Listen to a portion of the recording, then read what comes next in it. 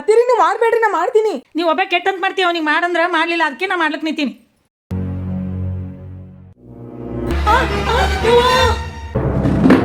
ಯವ್ವ ಅತ್ತಿರಿ, ಅಲ್ಲ ಸುಮ್ಮಿರಕ್ ಬರಂಗಿಲ್ಲ, ಯಾಕಿಲ್ಲೂ ಕಾರ್ಬಾರ್ ಮಾಡ್ತೀರಿ? ಎಲ್ಲ ನಿನ್ ಕಾಲಾಗೆ.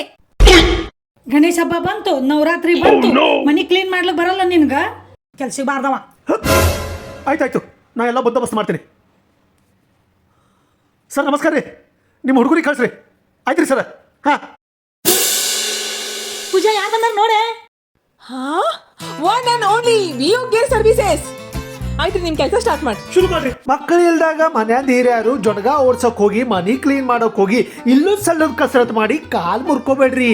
ವಿಯೋ ಕೇರ್ ಸರ್ವಿಸ್ಗೆ ಕರ್ಸ್ರಿ, ಮನಿನೂ ಕ್ಲೀನ್ ಮಾಡ್ತಾರೆ, ಜೊಣಗಾನು ಓಡಿಸ್ತಾರೆ. ಅದು ಬಜೆಟ್ ಫ್ರೆಂಡ್ಲಿ.